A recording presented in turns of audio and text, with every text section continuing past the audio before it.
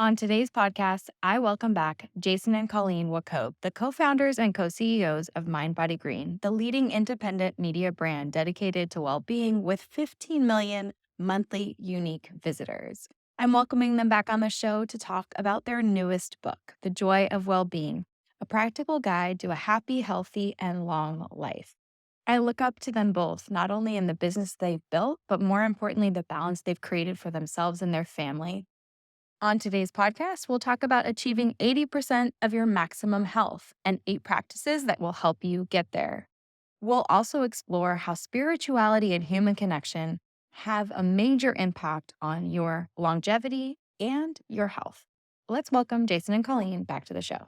Jason and Colleen, welcome to the show. This is your second appearance. If people want to go back and learn a little bit more about you, they can head to episode 32. One of my first episodes, two of my favorite people, founders of Mind Body Green. You guys are in contact with some of the world's best functional MDs, practitioners, yoga instructors, gurus, shamans, you name it. You guys are on top of all the wellness trends. And like we were talking about before the show, a lot of people in the eye of the storm, in the machine of wellness, can get caught up in trends and not stick to the basics and not really filter things through the lens or the filter of, would this work for my lifestyle? Does it work for my family? Does it work for me at this stage in my life, this age in my life, the stress levels that I have? And you guys have always been just solid like a rock, like even keeled, listening to experts, but always looking at it from the lens of, is this doable? Can it be something I can get consistent with? And how do I find the joy in front of it? Which I'm so excited to invite you back because your new book, The Joy of Well-Being, a practical guide to a happy, healthy, and long life, is being published and out in the world. It's like the we call it the third baby. But Jason, I know you wrote another book, so maybe you were fourth. But thank you for being back. I'm clearly gushing because I love you guys, but thanks for coming back on the show. Oh, it is such an honor to be back, and the feeling is mutual. We love and admire you, and not only love your expertise and your voice, but we also love how grounded you are, and we love your values. And it's family first, and you're just such a solid person. So we're honored and so happy to be with you. Well, I think, that's why I look up to you guys so much and what you've built, what you've created, because our values do align. You love each other and you love your kids. And yes, you built an amazing, huge, big business. And it's like so admirable, but never did I ever question what was your biggest priority, which is, your happiness, your health, your family, and really, being grounded with all of it. So thank you for being here. Thank you for sharing your time and talking about your new book, The Joy of Well-Being. I want to dive into what inspired you guys to write it. We talked a little bit about before, but I want to capture all of it. Like, why write this book right now? So I think you hit the nail on the head with the why, in that, in terms of the longevity conversation, we've advanced so much in the past decade, and where we sit in 2023, there's so much great information. There's so many great experts. Um, Yet so much of it is just completely inaccessible for anyone who has a job and a family and doesn't have 3 hours in the morning for protocols Yeah. and the resources for all the gadgets and the toys and the things. And the it feels like the longevity conversation is for the 1% of the 1%. Mhm. And with all that said, in this process, we identified a lot of the science that actually shows that we can kind of get you like 80% there with practices that don't take a lot of time, don't require a lot of resources, and don't like suck the joy out of your life. Mhm. Because when you go down this rabbit hole, the eye of the storm, as you said, you can quickly get to a place where it's completely consuming you, and the joy in being well is completely lost. Yeah, I think we have a complicated relationship with the word wellness, even though we were pioneers within the space and started Mind Body Green almost 15 years ago. When I look at the quote unquote wellness landscape right now, I don't really know how much of it I see in myself and our values and our platform and brand's values. I see a lot of uncivil discourse on social media where people aren't really open minded. And, to Jason's point, I see a lot of rigid protocols, and I don't embody these values. I can't fit them into my life at this current life stage. And then when you take a step back and are like, what are the things that we value most? What are the things that actually deliver that ROI on how we feel about our own health and our family's health? We actually agree with so much of what's out there, but it's not what's being reflected in kind of the wellness dialogue. People are incentivized a lot of times to have very narrow points of view that are polarizing because social media is how we consume a lot of our our media. And I hope this book can be a reawakening and a call to infuse joy into how we think about our own well-being, and also to encourage people to take control of their own health and happiness. Because at the end of the day, you can listen to everything, you can follow everyone, but you're the only one who's going to know what's right for you and your body and your family. And what's the point of extending health span if you're miserable and you don't Yeah. you don't have friends, and you don't look forward to what's ahead of you? And that's something that shouldn't be lost. And I think in our world, some of the tougher work is around emotional well-being and spiritual well-being. And I think most of us know, I'm assuming a listener knows, if, you know what, I'm not eating as well as I should, or I'm not getting the exercise. But I think when you start to ask the questions of, how am I doing with my relationships? How am I doing with purpose? Those are a little bit harder. And you would argue probably more important. I would definitely agree with you. We can get so caught up, especially online, in regards to protocols, like following up experts and saying, okay, the protocol is this much time in a sauna, this much side outside looking at the sun, this much, this is when I turn off my phone and get in bed. And we got to, you can't watch that show anymore and you got to go to bed. And like, you get caught up in the details, and then it isn't joyful to be like, yeah, I'll jump, let's go for a walk in the neighborhood. I'm like, the timing is off for my circadian rhythm. Like, It's like it the, just gets its place. the protocols are a path to divorce, I would Yeah. say. Yeah.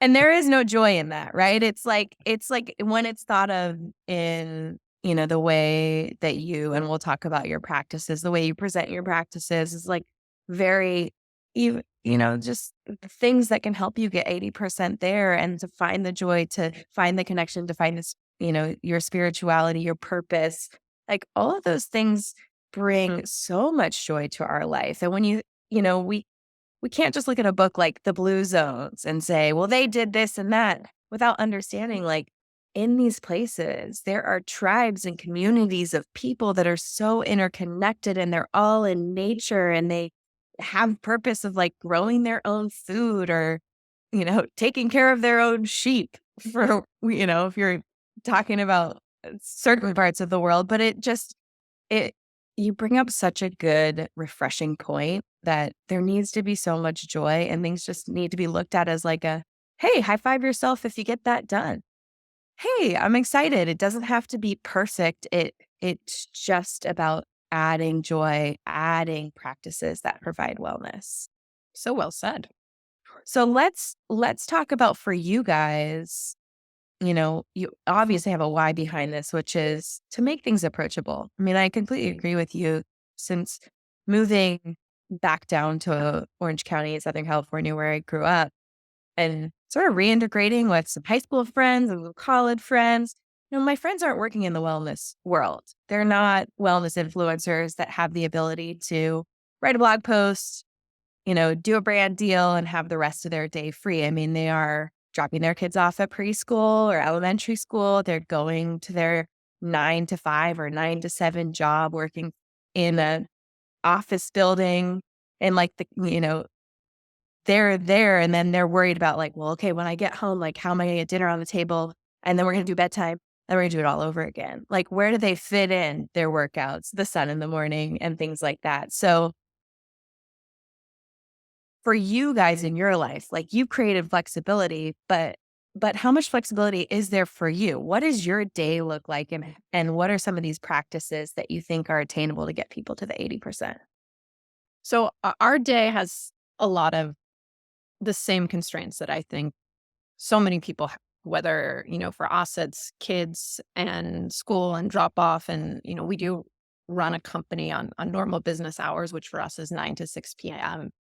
And I think we've had to just be extraordinarily intentional about thinking of what is the ROI of everything that we're doing and what's going to have the biggest kind of bang for our buck. Because there was that point in time, which of course, if I wish I could go back and revisit, I would probably live my life a little differently. But in my 20s, I was that person who was trying everything. I was a fitness omnivore. I tried every single workout class. It was back in the day of ClassPass. I tried every healing modality. And then you get to your point where you're like, well, this is perhaps working for other people, but it's not really bringing me joy. And you have these narrow windows in life when you were able to move. And when our oldest daughter was starting kindergarten, for us, it was a time when we decided to move from New York to Miami. And I think that was really a big awakening for us on the importance of community. And when you're in a new area, you have just this open-mindedness that we didn't have for 13 years in New York. I would describe it like the first day of college where everyone's new and is like, hi, I'm from New York. How about you? So the rekindling on connection. And, I've been really aggressive for me in terms of finding other females with similar values and trying to be friends in a way that I didn't do for 13 years. So whether it's at school or whether it's about finding groups of people with similar cultural interests, like that's been a really important unlock because this is going to be our home for, probably the next 15 years, if not longer. And in other parts of our life, sleep is something that I talk so much about. And it's just such a deeply personal chapter because in my early 20s, I had 3 nights in a row where I was unable to get to sleep. And I ended up in the hospital where they gave me a Xanax and not really much instruction of, how could I avoid this in the future, looking at my life habits. So sleep is something that I'm extraordinarily thoughtful about. And yep, I do try to get my sunlight, but I'm not going to, be too hard on myself if it doesn't work with drop-off schedule. It's more about, working in the coffee outside when I can, being extraordinarily thoughtful about a caffeine curfew. What works for other people, I know doesn't work for my super sensitive body rhythms. But I also break the rules intentionally. And I know that if I were to ask a sleep doctor if I should watch TV in bed, he would say absolutely not. But I love watching TV in bed. And it brings us a lot of joy as a couple. We kind of need to exit the wellness world at the end of our day and watch things like Formula One on Netflix or whatever is the trending show of the moment. And we've found that to be, a really important part of our practice. And even though we're extraordinarily intentional about things, we're also adults and we know what works for us. And watching Formula One isn't going to have the same impact on my sleep as an espresso at 3 p.m. Yes. And then, the other kind of biggest unlock for me personally is really evolving kind of how I think about movement. In my 20s, I did have the luxury of time and could dabble, explore, be that fitness omnivore. And I genuinely enjoyed a lot of these classes. But now I don't have that time to go to an hour yoga class. And once you add on transit time, it's just not doable. I love to integrate walking, which has so many great studies around, if you get in your 10,000 steps a day, there's a UK study of about 70,000 people that you're decreasing your dementia risk by 51%. I love integrating the stairs into everything I do. And I've also introduced resistance training. That's all done in a home gym. I'm not a gym person. I'm talking, really functional exercises like squats and lunges and push-ups and things that, most of us can kind of carve out time to do within the day. I think most people would look at the ways in which wellness is incorporated into our life and be like, that's extraordinarily minimalist. And that's exactly, kind of what we're trying to do in that we want to be able to live our lives, incorporate the things that bring us joy, that are simple and work for our family, and not feel like there's, something we have to check off a list. Yeah. And I think, you hear, going back to your question of this, the busy parent, or the busy, doesn't even have to be a parent, someone who's Yeah. busy, work in life. What Mhm. do you find time for? There's a lot of talk in longevity about, VO2 max and being in zone 2, and you can measure your lactate and all of this. And these people are brilliant, but it's like, I can't do that. I don't have the time. But in reality, how can you get there? You can take the stairs and do so at a fast pace. We have a rule. It helps that I also don't like elevators. So that's a huge help. If it's under 5 flights, we take the stairs. And then guess how long that takes? It's like 30 seconds. Yeah. It's really not a time suck. And if you check your heart rate, like, you're probably going to be in zone 2, which is what you want. And then you can go down. And so that's like an easy win. And if you have access to a staircase, like in your commute, don't take the elevator, take the stairs. Mhm. Once a week, I will do the top of our condo building, which is 22 flights. Mhm. I'm in pretty good shape, but how long does that take me to get to the top? It's under 5 minutes. Mhm. That's really not a lot of time, but it really gets my heart rate up. So if you're struggling to find, if you don't like running, I hate running. I only run, if you see me running, call the police. Only, He's running from something. I'm running from someone, call the police. I'm in trouble. I only run when chased. I think that's a Chevy Chase movie somewhere in the 80s. Uh, so I'll do that. I don't like spinning. I don't like the treadmill. Take the Mhm. stairs. What's also come into focus for us is the power of resistance training. And that also doesn't have to be going to the gym. The greatest asset you have is your body weight. And there's a lot you can do with sit-ups, push-ups, air squats. And, we're in Miami, so there's definitely the vanity component to all of this. Mhm. Everyone's in shape here, but that's not the why for us. It's about longevity. I'm 48, Colleen's 43. Sarcopenia is real. 13% of their people in their 60s start suffering from it, and 50% of people in their 80s are living with it. And you think about bone density, we lose up to 1% a year if they're the age of 40. And for me, I had this like kind of funny aha moment where I wasn't really weighing myself. And this is like 6 months ago. And then I got on the scale and I had lost, it was like 7 or 8 pounds. And I'm like, what? I don't get it. Like, is something wrong? And I looked in the mirror and I'm like, oh my God, my ass is flattening. I'm getting like old white man flat butt. And I'm like a basketball player. And I'm just like, well, this kind of makes sense since I really haven't done anything for my legs in 25 years. Yeah. So I started to do squats, and, the butt's coming back. But besides, Yay. it was this wake up call, like, wow, I'm kind of losing muscle mass. And okay, so like, why? There's, this crazy statistic from the CDC. If you're over 65, there's a 25% chance that you'll fall. So 1 in 4 people over the age of 65 fall. If you fall, the chances you have of falling again double. So fall once, you're twice as likely to fall again. If you fall and break your hip, this is really sad. There's a 30 to 40% chance you'll die within a year. So, and it's not the fall that necessarily kills you. It's everything that happens after: the isolation, the possible infection at the hospital, like all the, and anecdotally, we've seen this play out, unfortunately, with a lot of friends. Mhm. And the idea behind, resistance training, or body weight training, resistance training too, is, you're building that armor. So maybe if you do fall, you break the fall. 2, you're also like, you're working on your hand-eye, your strength, your coordination. So maybe you're strong enough and you got the coordination where you can grab something so that you don't fall. Mhm. And, if you do find yourself in a hospital, and if anyone has ever done this, if you find yourself lying on your back, you will soon, you'll be having another child, you Yeah. lose weight and you Yeah. lose muscle, and it happens really fast, and you need Mhm. that. It's protection. And in order to build muscle, the science is like unequivocal, like beyond bulletproof here. You need to do some sort of strength training, resistance training. Mhm. And along with that, you need to ingest enough protein. And as you know, that's a very emotional conversation for all the reasons. Um, but clearly the RDA 0.36 grams. I always think of grams, not kilograms. Mm-hmm. It's like the bare minimum to survive and thrive. And if you talk to any experts you've had on, it's usually double that amount. And so you Mm-hmm. need to ingest protein. And if you're 100% plant-based or vegan, it's just very difficult to do because you need the leucine content for muscle protein synthesis. You need that 2.5 grams of leucine per the 25 to 30. It's like on a percentage basis. Otherwise, the protein doesn't count. It's like a waste. For Right. kids, it doesn't matter, but for us adults. So how do you get that?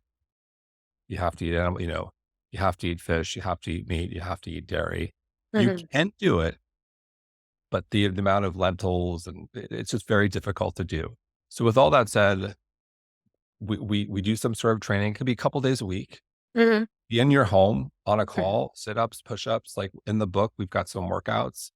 We focus on eating protein after. We take the stairs. These are some of like the non-starters as you think about the nutrition and exercise pillars. We're not going to tell you in the book what diet is right for you Mm-hmm. because only you know. Mm-hmm. And the example we use, two friends of ours, Mark Sisson, who we saw on Friday, who's 69 and is in the best shape of his life. And he Yeah. feels eating. Yeah. And how does Mark eat? He's almost carnivore. Yeah. He doesn't eat a lot of processed food, if any, and he works out like crazy. And Mm-hmm. then you've got Rich Roll, who's 56, who's 100% plant-based. He also works out like crazy, Mm-hmm. doesn't eat a lot of processed food, and he's doing great and looks great. Mm-hmm. And so who is anyone to say what Mark is doing is right or wrong? And the same for Rich, nobody. And the Mm-hmm. reality is, and if their their blood panels are great and their lipid profiles are great, then fantastic. Mm-hmm. And when we walk through that in the book, but like I think where we land there is eat real food. I do think if you're lean pescatarian or vegetarian, you're probably going to have to find some protein powders if you're serious about muscle, unfortunately or fortunately. Mm-hmm. Uh, and so I'll pause there. Like those are our two big ones in terms of those pillars, which can be multiple hour episodes. I know. Well, you use the word sarcopenia, and I just want to make sure that our audience knows what that means. I've heard of osteoporosis and osteopenia, which is the loss of bone. Can you talk about sarcopenia rates as we age, and what is the cause of sarcopenia? So essentially it's aging and you're losing muscle mass and you're also losing bone density. And this is when, as we think about health span, it's not just living a long life. I don't think anyone wants to be 90 and frail Mm-hmm. and feel like they can't walk without assistance or feel fragile Mm-hmm. that they can't do the things they want to do. Do you want to be able to pick up your grandchild or great grandchild without worrying you're going to throw something out or you don't have the strength? And I think it's this idea. I think, what do you want to do? Colleen talks about this in the book. It's like, what are the things you want to be doing when you're old? And Mm-hmm. are you physically equipped to do them? Mm-hmm. We're in Florida now, so Colleen loves pickleball. Yes, You want to be it's playing so pickleball, fun. The best. Brings me a lot of joy. and I think that's the why. It's not just like, okay, there's this crazy statistic about falling and then dying. And sure, that's scary and that's real. Mhm. It's also what type of life. And we encourage people, and we talk about this in the book, encourage people to walk through that exercise. If you're fortunate to live to your 80s, 90s, and so on, what do you want to be doing?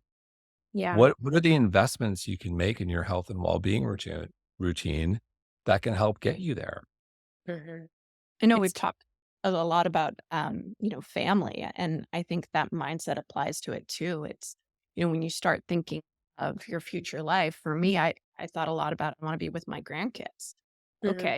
If you want to be with your grandkids now, or 20 years from now, 30 years from now, you have to be making those investments in your kids, building those relationships now. As Kids have to like you. Yeah.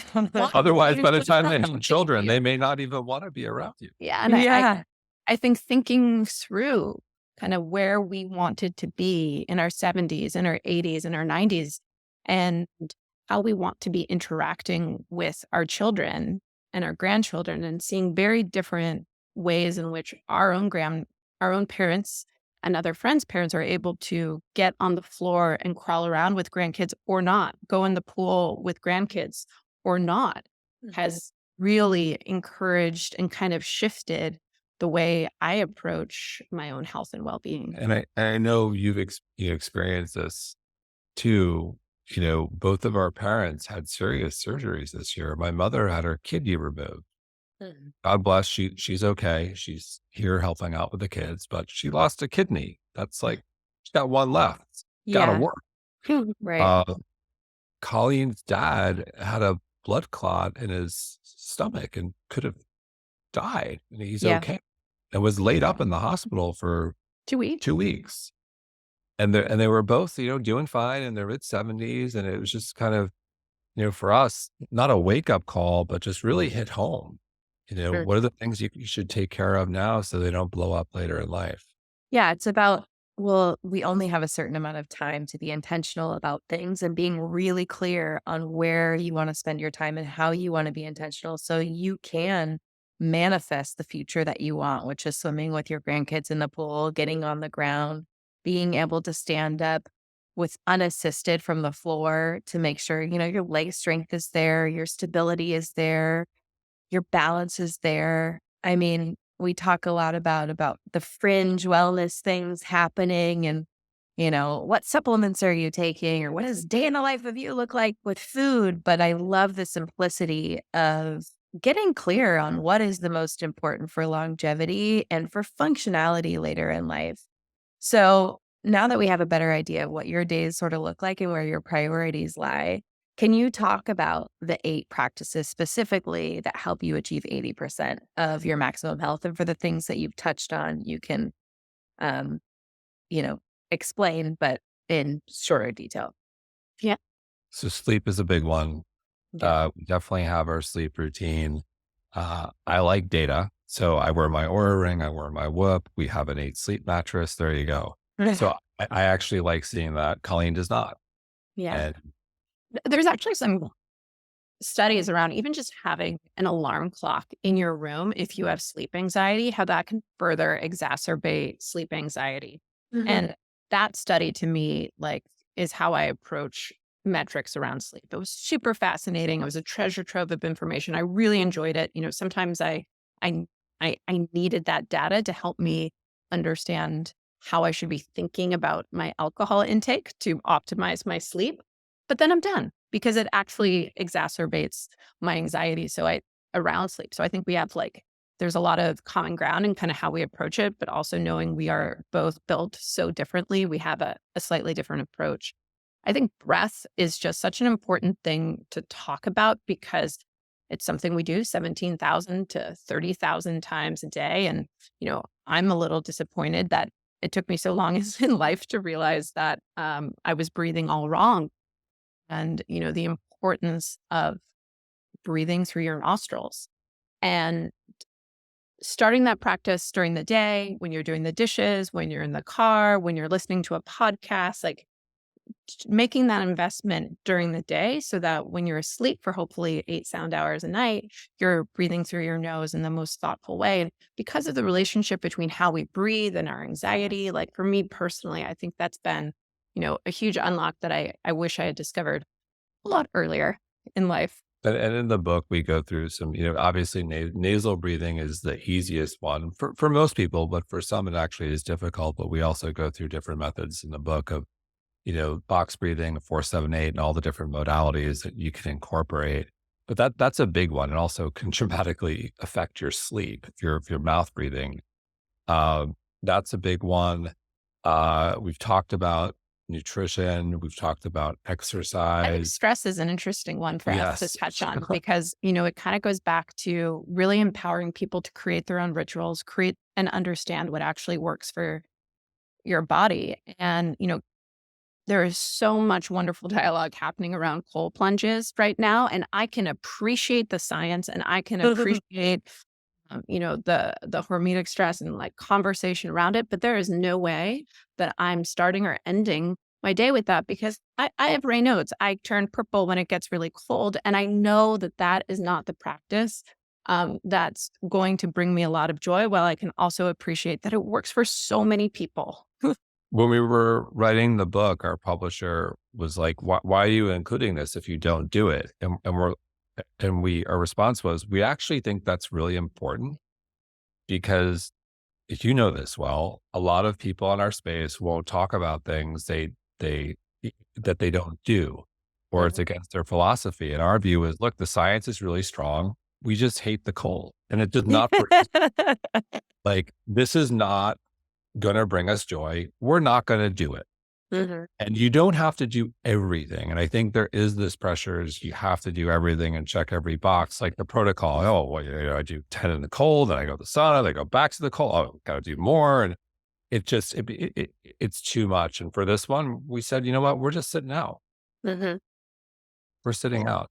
Well, that is, I think, what's always been so admirable about My Body Green is that you haven't taken a stance in regards to nutrition, in regards to what modality is best. It was always like, here's the modality, here's what the science says, here's an expert or a researcher or a doctor who believes in it, loves it. We've interviewed them. Here's some, regular people's experience with that. Here's how you can include it if it works for you. And for a lot of people, it's trying something on, seeing if it fits, and deciding like, or knowing like cold plunging with you that it's not in the cards. It's not what you guys want to do. But like Colleen using the Aura ring and realizing, you know, it's actually great. I got some data from it. It was useful. I'm not going to wear it anymore though, because it's creating more anxiety than good. And I do this with clients in regards to who they're following online. They may be following wellness influencers that share their entire day. And for some, that might be really motivating. They're like, oh, that's actually a great breakfast idea. And for others, they're like, really? That's how It's people eat triggering. all day? It's triggering. It's traumatic. It makes them feel worse about the choices that they made throughout the day when they wouldn't even have overanalyze their food choices as much as they are, had they not seen that 90-second reel. Right. So it depends on who you are and how you're affected by information. And I think that's where having a filter and deciding, what you're saying isn't controversial. Sleep, breath, nutrition, exercise, stress levels, finding joy in your life. Like these are all really, really important and big buckets for people to take a minute and say, what kind of workout do I like to do? What brings me joy? If it's pickleball, great. Like when you said, what do you want to be doing when you're 70? I had an image, where you'll see like the grandma doing yoga in like their 70s. And you're like, how is she doing that pose at that age? Like, I just want Justin Timberlake blaring through the speakers in a yoga class. And for me to be able to be down on the ground in a Shiva squat, flexible, having fun. Like there's so much joy I get from that practice. And, I don't have the time right now, or I'm not making the time right now because my priorities are being pregnant, being with my kids, and like getting the exercise in where I can. And that might be short bouts at home or outside in nature. But I do really look forward to that flexibility and I know that it's coming back. Like I know that I'll have more time for that at a different stage in my life. Um, but it's just important to like really look at these buckets individually and say like what works for me might not work for everyone else, or what works for everyone else might not work for me, but to not fill your to-do list with things you can't do every day and have this expectation that you can't follow through with.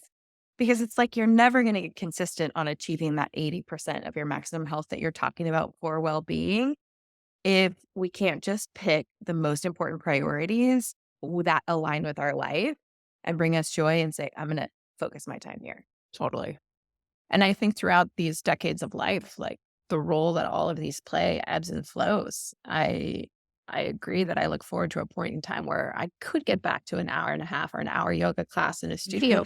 Right now, driving to the studio after drop off causes you more stress. You got to really evaluate kind of how you're thinking about, what actually is the ROI from the movement in your life. Cause I always want to feel a little more de-stressed after movement, not an increase in or an uptick in stress.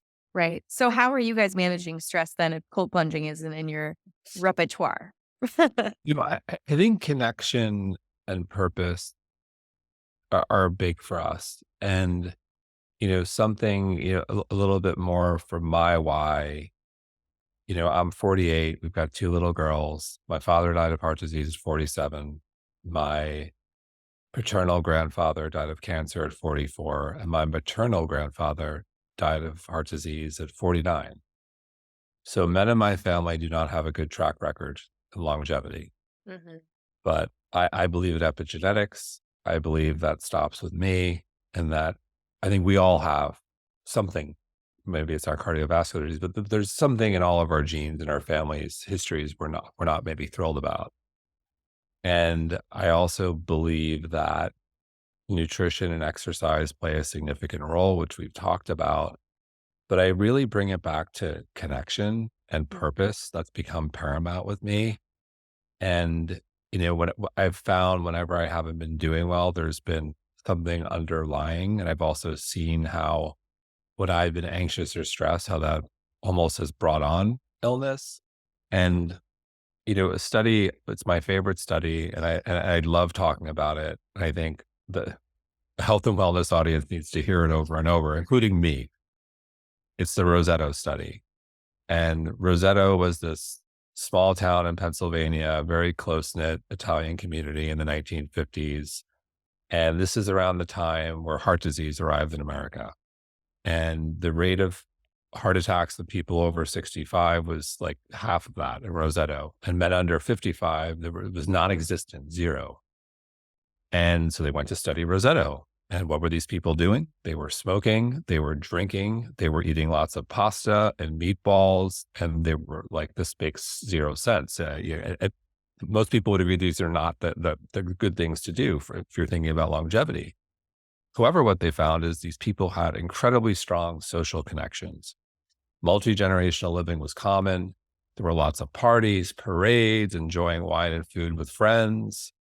And then the 1960s, the community starts to break apart. People start to move away. And guess what? Heart disease arrives, catches up with the national average. And to me, that is just, you think about you moving back to Orange County, us moving to Miami. And there's a great, on Friday, we hung out with Marxist and Todd White and JJ Virgin, which was amazing. We're all in town, like thinking about community and people, it's something I lost sight of. Mhm. And, in my 20s, I had such a strong group of friends from high school and college. I went to Columbia in the city. So basically everyone would stay in the city and we would go out all the time. It would be a party, and too much partying, but like it was such a great group of 15 to 20 friends and we were always there. And then work happened and kids, and I like lost touch with a lot. And I'm like working on this because, Yeah. kind of disappeared. And I get like work happened, kids happen. It's like, oh crap, I haven't seen this friend or that friend. And I just think it's so critical. And it's something I'm really focused on. We're really focused on. And I think also men are particularly bad here. Mm. I think women are much better about keeping in touch. Men are really poor in this Yeah. department, including myself, and I need to work on. I cannot be discounted. I don't know if that was really the answer to the question, but No, I will say, I mean, well, I guess I can speak for my husband in on this topic. Um, I think the two things that really make for a full life for Chris, like I really love our marriage. Like we've been together since 2007. Like I feel like he walked in the room and I was like, "You're going to be my husband." Like I'm just like, I don't know. Like I fell hard, and we've been together for a long time. We've been through a lot of ups and downs, but I feel really solid about our marriage, and we're very lucky to have healthy children and a house over our, before 40. Figure, I made it. We made it. But the two things that really impact him on an emotional level and like a spiritual level is when he gets private alone time to surf, which is his flow state. And he's out there with guys that aren't his best friends, but he'll know from the community, like kind of if you were to go play a basketball pickup game, hey, yeah, hey. And you're just like, talk about the weather, like You have kids, right? Okay. They're surfing and having fun. And the second is when he gets to be with his UCLA bras, is what he calls it on, his Signal chat. What used to be a WhatsApp chat, Signal chat now. It's like they don't, they chat and they'll like send sports scores or whatever. But the other night, UCLA was in in Yep. the tournament. And he was like, we're going to meet up with like three of them, not like the 10 or 12 or 15 of them that all love each other so much, but just a couple of them. Like, we're going to go watch the game and we're going to eat dinner at the bar where the screens are. And I was proud of him because I looked and Bash was in tears, like, Daddy loves his friends more than us. And I was like, Daddy's here every day, all day. Like, Daddy, he made a commitment to go be with his friends. It's really important for his health to like be with his friends. And we can't discredit that because I was looking at it when I was explaining to Bash. I'm like, I don't remember the last time your dad did this. Like, it's March and it wasn't this year. It was like maybe last year or I don't know. And like someone had a bachelor party or a 40th birthday or something. But like, we only do it in really special occasions when it could just be as easy as, hey, you want to come meet me and watch this game and like, let's chat and have that camaraderie. Like those moments when he has those moments to himself and comes back to us, it's like the lights are on and he's Yep. so happy and fulfilled in a full way, not in just this should be the only thing that makes me happy way, like my family or my Right. career. And I think what we're learning is there's so many different levels of connection, and text, WhatsApp, Signal serves a purpose. Video, Zoom, FaceTime catch ups serve a purpose. And I love that my kids can talk to their maternal grandparents through it. But there is such a large value to the IRL connection piece that I was reading recently a Wall Street Journal piece about how women are now scheduling in this IRL connection time because it does have such an important impact. And one of the stories we bring up in the book is we actually learned about through our friend Kate Fagan, who wrote this amazing book, What Made Maddie Run. And it's the story of a girl who was getting a lot of support before she unfortunately took her life, but it was all over text message, and how the value of a human connection when you're going through something and like the touch of a mother and giving you a hug and saying, I love you, has such a much more profound impact on someone than getting a text that says, I love you. And, we can't try to substitute for that really important connection where you could read into someone's eyes and be like, okay, what are they really going through? What's really going on? That you can cut through that Yeah. clutter with your close friends so much, where you have those deep relationships from And it's another. not just, I love Rosetta, but it's not just that study. There are just study after study, going back to the study with men, essentially 30 years ago, 55% of men reported at least having 6 close friends. Today, that's essentially cut in half. 27% of men have 6 or more close friends. And if you think about like in the context of how do we think about like our pillars or our pyramid and what we prioritize, there's a study that says essentially exercise can lower mortality risk by 20 to 40%. Having a good diet is more or less the same at 30, but being a good romantic relationship, having friends and being connected to your community can lower mortality risk by 45%. And so as we think about all of a silent killer here, and also, if there was a drug for connection, Mhm. think about that. 45%. Right. And it's just getting worse with the younger generations. It's like an epidemic of just communicating through social media, through DMs, through text. The ability and the ease of natural in-person introductions, connections, building a friendship in real life is becoming more difficult. And we see this in the mental health space in general. And I think what you touch on in this book is like a huge black hole. Like we need to be investing in this for our well-being, for our longevity. And and taking time to do that is critically important. How are you guys doing that in your family? How are you, being the example and the model for your kids? What are you doing specifically to ensure that that is not just lip service and something that you're doing? There's this great study that our friend in Miami, resident Lisa Miller, did that showed that when the child it was 80% protected against depression compared with mothers and children who were not living concordant with spirituality. So mothers who were more spiritually present, their children were more protected against depression.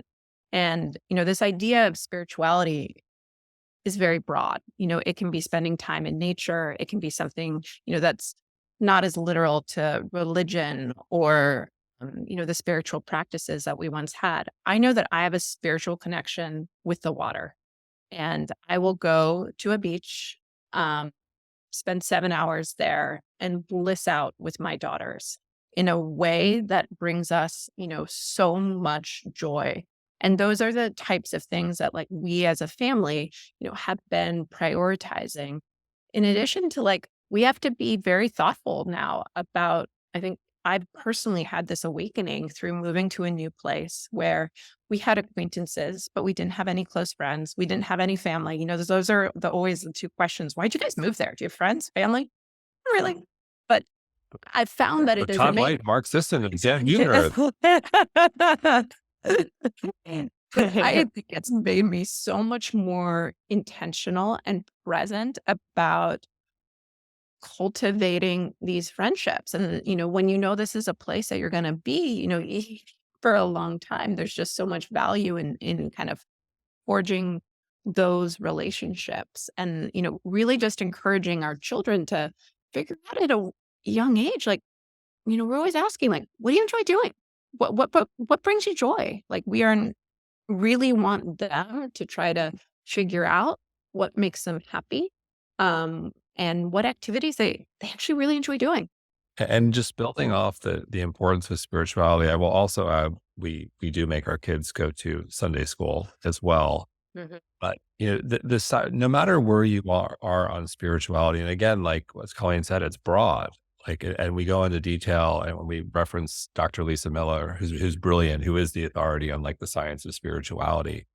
Um, it is so compelling for any parent who's concerned about the mental health epidemic, which is Us. everybody. Terrified. Like, how can, as a parent, like, it's just so sad. And I don't want to go down that rabbit hole with the statistics around, yeah, I don't want to do it, make me upset. When you look at the data where your child is essentially 5 times less likely to experience depression with some sort of spiritual practice. And the definition is broad, everything from like gratitude practice to volunteering to going to church. Mhm. That is powerful. Mhm. If you're thinking about like what you want for your child, like I don't think any parent wants their child to suffer depression and suffer, and that is real. And that data is just so strong. Spirituality for parents and children is so compelling. And it really ladders up to the whole conversation, around purpose, which is one of the pillars in the book. And, again, having a broad definition of kind of describing purpose, I think we've done ourselves a disservice by being like the way in which we've defined purpose as this one role, or maybe it's a career, but, really thinking of it more as, what brings you joy, what's a higher calling, um, how are you caring for others? What parts of your life are devoted to caring for other people? So, the same questions that, we're asking our kids, like we're thinking about in our own life, and also realizing that as you go through the decades of life, these things evolve and change. It's not like this is my one focus in life. And especially, with children, kind of how we think about our own purpose has obviously evolved and expanded, and I'm sure will continue to evolve and expand over the coming decades. And in the book, we go into great detail of all the questions people can ask. But my personal favorite is: Are you looking forward or are you looking backward? Find yourself reminiscing about the past, going through old photos, and there's always a time for that. But again, if you start to look at the studies, this notion of being excited about the future, looking forward, hope, that really is powerful. And you think about longevity and not just living long, but also being happy, being joyful.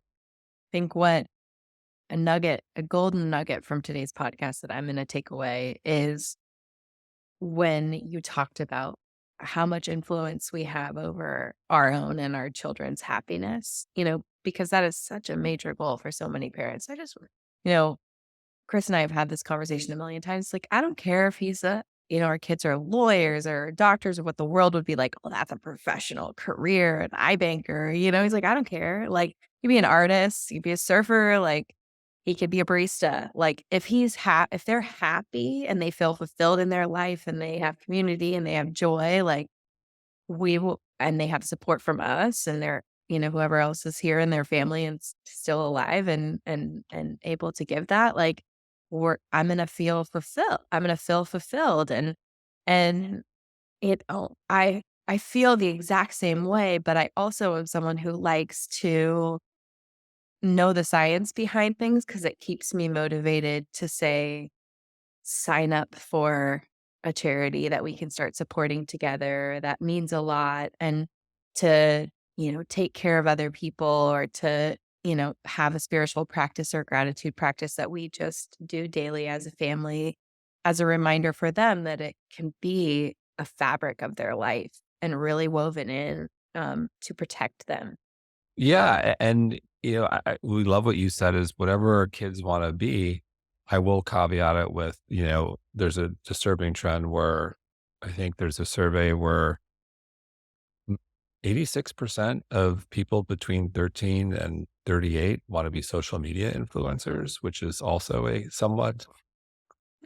So that's our one caveat. You can be whatever you want, but Yeah, but I mean, that's probably good that you pull that one out, just because as someone who I would consider an accidental influencer, yes. um, it it it comes with unnecessary pressures and I think a lot of people that have built a career and it's been sort of like an ancillary part of it. I've had this conversation with Chris Kresser. I've had it with like other people in the industry where you're like, I'm looking for an exit strategy off social media. Like, I love these podcast interviews. I feel like I grow and I learn and like can be a constant student. I love reading the books in the wellness space.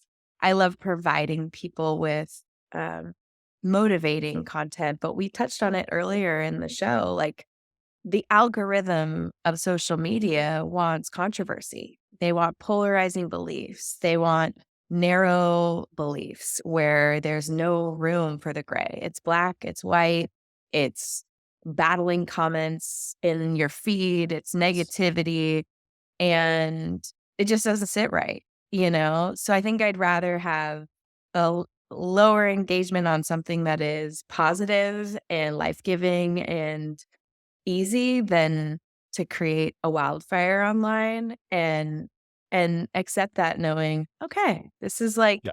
this is where I'm at because the goal was never to be an influencer.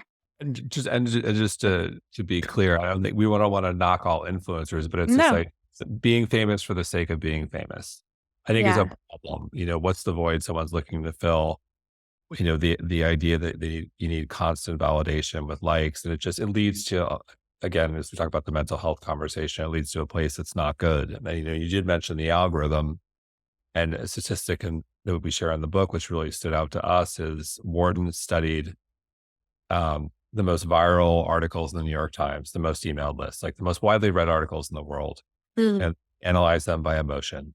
And the top three were anxiety, awe, and anger. Mm. Guess what was number one?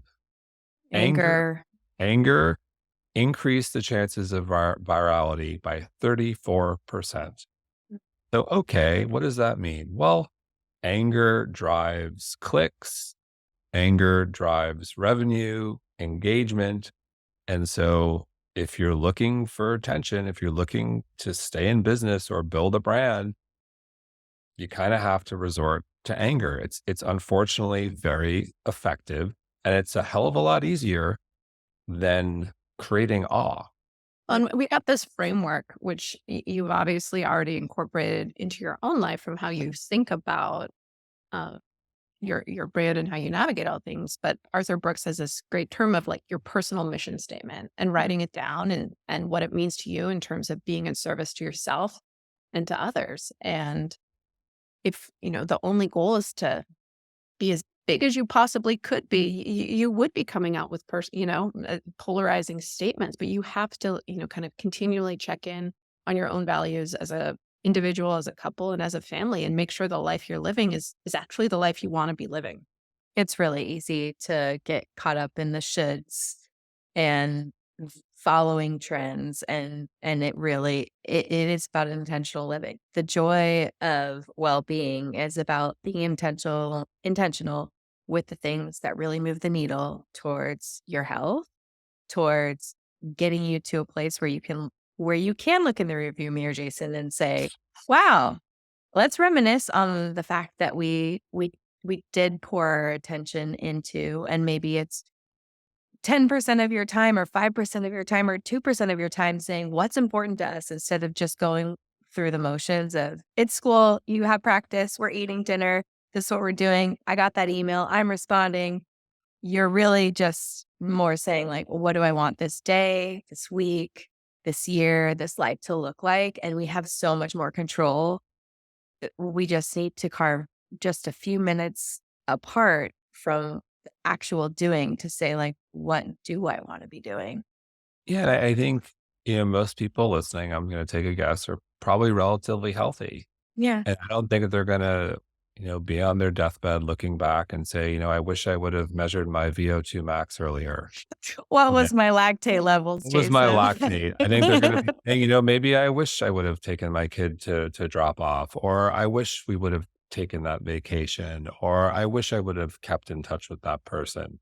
And again, like for those who aren't relatively healthy, and people generally know that, yeah, like maybe they regret not taking the doctor seriously or listening to you when you made recommendations on what they should be eating. Yes, you should regret that. Listen to Kelly. But for the most part, for the people who are relatively healthy, I think it does come back to, connection and purpose upon that reflection.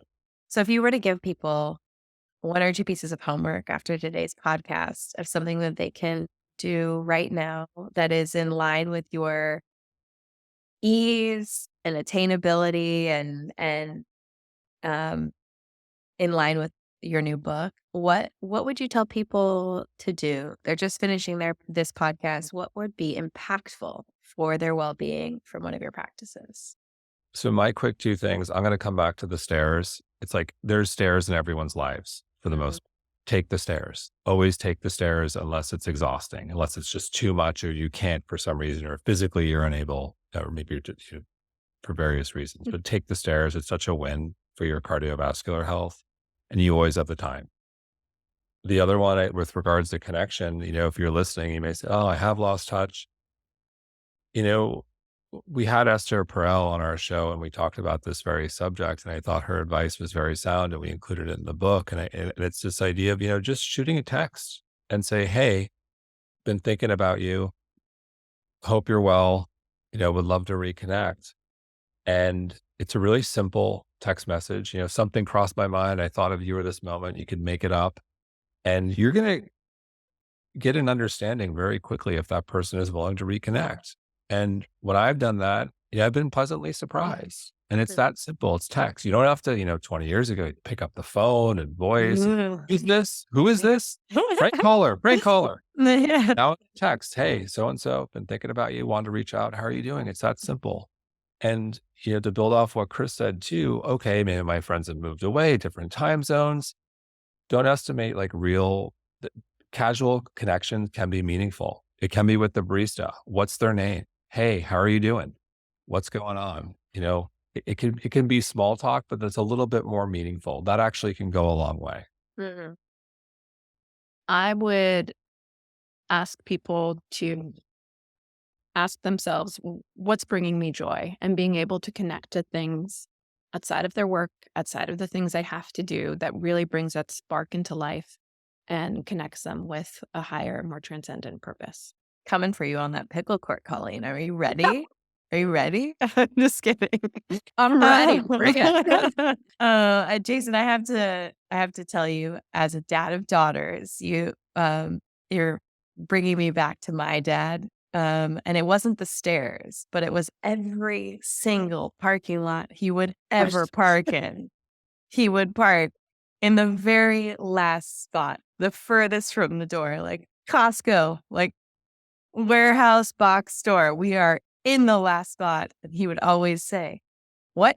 When else are we walking? We're walking. This counts." And he would walk us, we would all be I like, love it. "Dad, there's a spot up front." And he would just be like, "Nope." So you hold strong on those stairs I because love it. your girls will have phenomenal memories of you, being a stick in the mud about the stairs. And it's just sweet. It's a good way to tease them and get them moving. And they're gonna have some fun memories of that. I love it. Now I got to start parking further out. That's a good. Well, now Gotta that you're build not endurance. You have to now build that you're endurance. now that you're not in the city, you'll get like some bigger. Well, you are in Miami, but not New York. You get some bigger parking lots. You'll park to the in the farthest spot. He was always such a tease, and it's just I have a special place in my heart for girl dads. So super cool. Well, let's tell everyone. I mean, if they don't already know, at mindbodygreen is your mindbodygreen Instagram. You have Jason Wachob and Colleen Wachob. And then your new book, The Joy of Wellbeing. Where can they find you? Where can they follow along? Where can they learn more? Sure. So you can find the book at every major retailer and go to thejoyofwellbeing.com, where if you pre-order, we got lots of fun offers for you.